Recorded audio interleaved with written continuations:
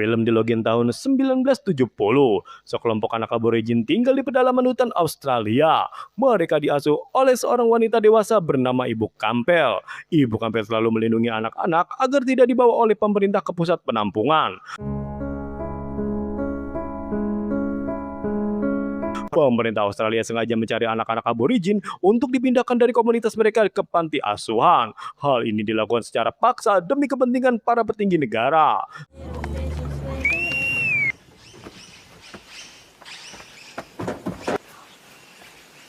Suatu hari, dua pria utusan negara datang ke tempat Ibu Campbell.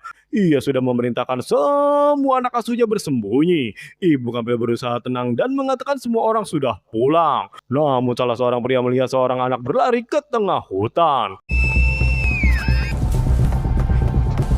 Dan untungnya, anak bernama Ruth berhasil menyembunyikan anak itu dari balik pohon besar.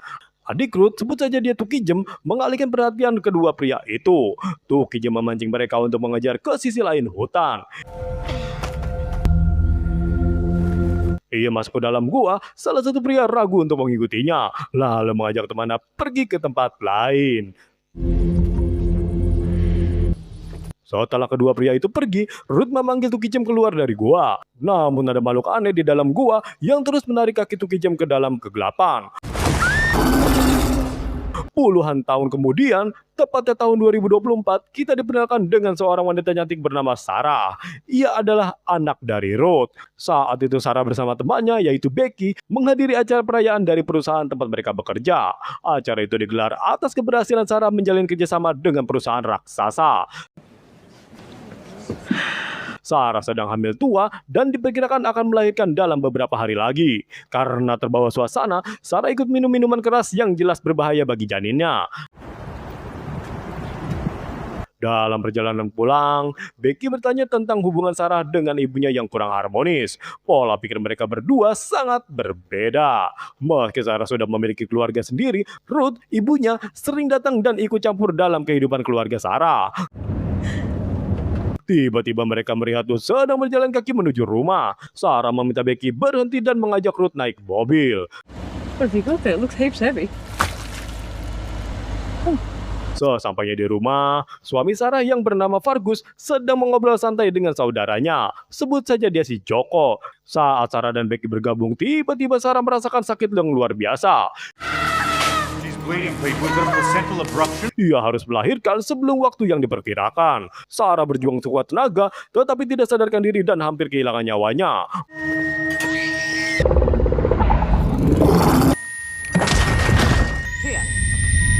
Beruntung, ia akhirnya bisa melewati masa kritis dan pulih kembali. Seluruh keluarga bahagia melihat kedua anak Sarah yang sehat walafiat. Ruth juga turut bahagia menggendong cucu perempuannya.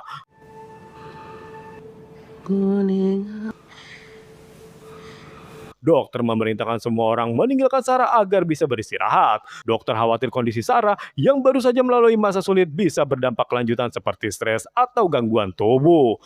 Alright, now you take it easy please, Sarah. I'll check on you later, okay? And thank you. Ruth berbicara tentang tak seorang pun yang bisa mengambil bayi itu dan mengaitkannya dengan kejadian puluhan tahun silam saat saudaranya hilang. Sarah mendengar itu dan merasa heran. Keesokan harinya, setelah kembali ke rumah, Sarah menyiapkan sarapan untuk suami dan anak pertamanya, yaitu Chloe. Ia hendak membuat telur ceplok, tetapi semua telurnya ternyata busuk. Babe, Sarah. Melihat perilaku aneh istrinya, Fergus langsung menggantikan Sarah untuk memasak dan menyuruh istrinya istirahat. You right? Yeah. I'll stay. No, you go to work. I'm fine. Setelah Fergus berangkat kerja, Sarah di rumah hanya bersama anak-anaknya saja. Saat ia memalingkan pandangan sebentar untuk mengambil air, betapa terkejutnya melihat bayinya sudah berada di dekat jendela. Oh my God. Why did you do? I did it. Sarah menuduh Chloe melakukannya, meskipun Chloe tidak mengaku. Sampai malam tiba, Sarah masih tidak percaya oleh Chloe. Fergus bertindak sebagai penengah dan menenangkan anaknya. Ia pun menyuruh Sarah beristirahat lebih dahulu.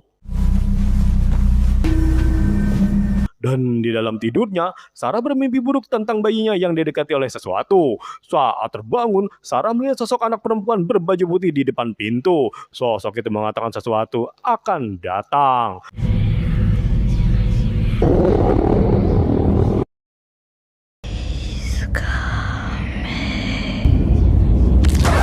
Sarah pun panik karena bayinya tidak ada di ranjang. Dan ternyata bayi itu sudah digendong Fergus karena menangis. Fergus kembali menyarankan agar Ruth mengetahui kondisi Sarah. Namun Sarah tidak ingin ibunya terus ikut campur. Ia tampak tidak suka saat Fergus membicarakan ibunya di depannya. She'll come around. Siang harinya, Sarah pergi ke dokter dan menanganinya saat melahirkan. Ia menceritakan sering mengalami mimpi buruk. Dokter memberinya obat agar bisa tidur lebih nyenyak. Sleep will give you a boost. Saat hendak tidur, Sarah kembali dikejutkan oleh penampakan anak perempuan tersebut. Mommy, can I sleep in here? Yes, baby. Come on. Ternyata itu hanya si Chloe yang ingin tidur bersama ayah dan ibunya. Sarah pun sangat lega lalu meminum obat dari dokter. Dan ia pun tertidur sangat pulas.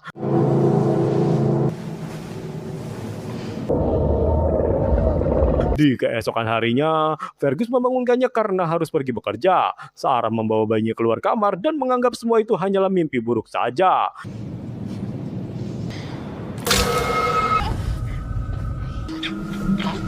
Dan saat bekerja, Sarah tidak sengaja mendengar Chloe berbicara dan bermain dengan seseorang. Ia memeriksanya, tanpa sadar ada sesosok anak perempuan di belakangnya.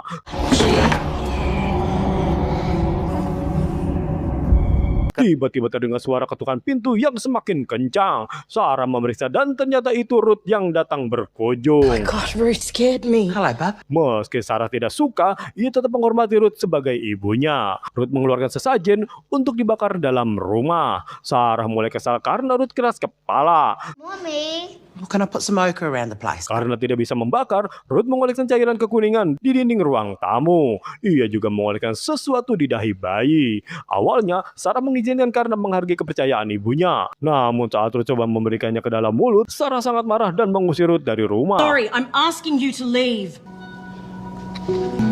Chloe mengejar neneknya dan memujuk agar tidak pergi. Ruth yang sakit hati hanya menyuruh Chloe untuk menjaga Mogai. Sarah mendengar itu lalu menutup pintu dan melarang Chloe mendengarkan perkataan neneknya. Nanny Ruth doesn't lie. Mommy hurting me. She's just a crazy old lady. Chloe berkata ia pernah bertemu Mogai. Sarah malah memarahi Chloe dan menyebutnya berbohong. Di keesokan harinya, setelah mengantarkan Chloe ke sekolah, Sarah berusaha menghapus olesan di dinding tersebut. Becky datang membawa sebotol minuman keras. Mereka berpesta minuman hingga lupa menjemput Chloe dari sekolah. Shit, what's the time? I've got to get Chloe.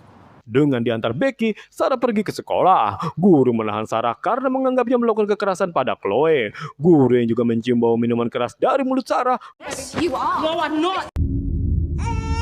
Beruntung bayi yang Sarah jatuh tidak apa-apa. Sarah pun marah hingga beberapa guru dan polisi terlibat. You both share a glass of wine over lunch? Polisi menanyai Becky, tetapi Becky mengkhianati Sarah dengan tidak mengatakan yang sebenarnya. You do not want to end up in court opposite me. Fergus pun datang menyelesaikan masalah dan membawa keluarganya pulang. Sarah terus marah-marah kepada semua orang. I just need to feel this way until I don't feel this way anymore.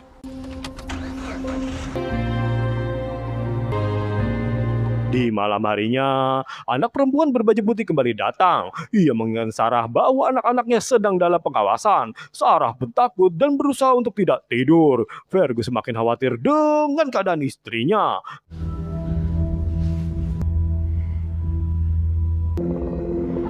Di keesokan harinya, Ruth kembali datang. Sarah masih kesal dan bersikap jutek. Namun Ruth mengatakan penglihatan aneh yang dialami Sarah disebabkan oleh Mogai, makhluk penculik anak-anak. Sarah pun mulai sedikit percaya. Ruth memberikan kulit ular untuk perlindungan, dan Sarah pun menerimanya dengan senang hati. Namun di keesokan harinya, Sarah melihat banyak telur ular di ranjang bayinya. Ia menyuruh Fergus membuang kulit ular itu karena dianggap sebagai biang keladinya. Fergus mengajak Sarah ke dokter untuk memeriksa kondisi tubuh dan pikirannya. Sarah pun sempat menolak karena tidak ingin meninggalkan anak-anak. Ia akhirnya bersedia setelah dibujuk oleh si Joko. They can't think straight. They can't make informed decisions. It's my diagnosis that you are exhausted. Ternyata Fergus sudah merencanakan ini. Ia menandatangani surat persetujuan agar Sarah dirawat di rumah sakit.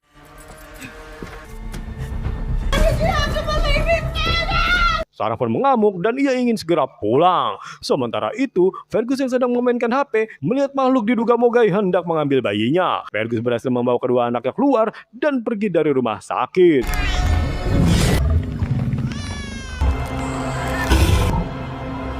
Fergus meminta petugas mengeluarkan Sarah dari ruang perawatan. Karena tidak bisa, ia mencarinya sendiri dan membawa kabur Sarah.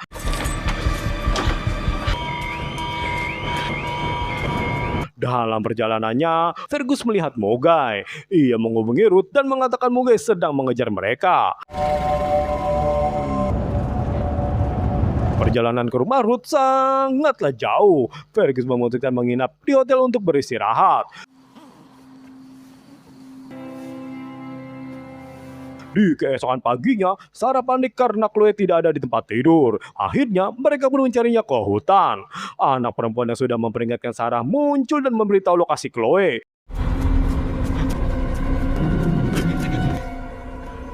Mereka pun berhasil menemukan Chloe. Dalam perjalanan, polisi mengenali Fergus sebagai buronan yang mengajak-ajak rumah sakit. Mate, he asked you, what's your name? So, what's your name? Sarah dan anak-anaknya pergi ke toko terdekat. Sosok anak perempuan itu kembali muncul dan mengatakan Mogai berada di sana. Melihat Fergus ketangkap polisi, Sarah melarikan diri ke hutan. Karena kelelahan, ia bermalam di bawah pohon. Saat Chloe dan Sarah mendengar suara Mogai sudah dekat, Sarah pun panik.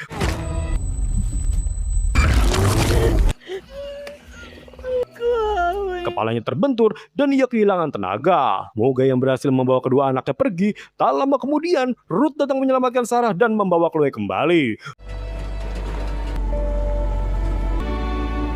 Ruth menunjukkan sebuah goa yang dulu menjadi tempat adiknya meninggal.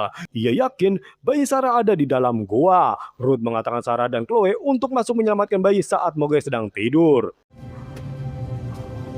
Ruth berniat melakukan ritual untuk melenyapkan Mogai untuk selamanya.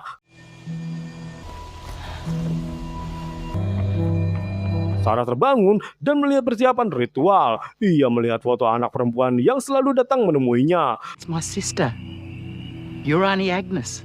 Ternyata itu adalah bibinya sendiri, yaitu Agnes yang selama ini melindunginya dari Mogai. Sarah pun sedih dan menyesal karena selama ini salah menilai Ruth. Ia mengira semua yang dikatakan Ruth adalah bohong.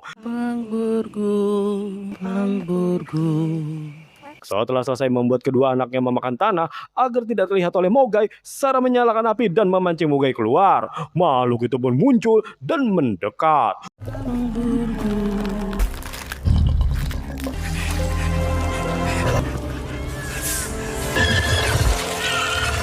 Ruth pun akhirnya tergigit oleh ular. Sarah harus melawan Mogai sendirian. Hampir tidak sadarkan diri, ia membuat dirinya terlihat seperti anak-anaknya yang sudah memakan tanah.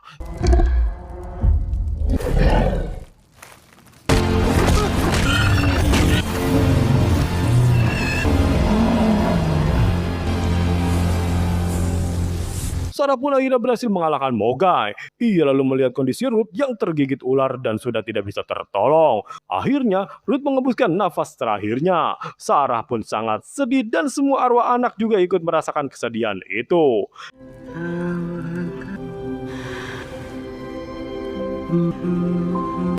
Di keesokan harinya, sebelum pulang, Sarah memberikan penghormatan terakhir untuk Ruth.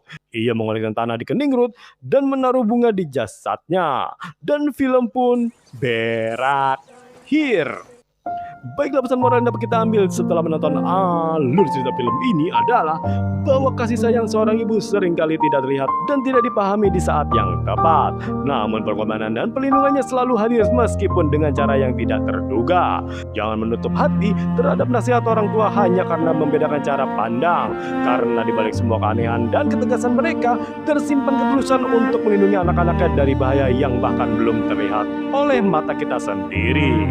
Cukup sekian dari Mama Rohit. See you next video, guys.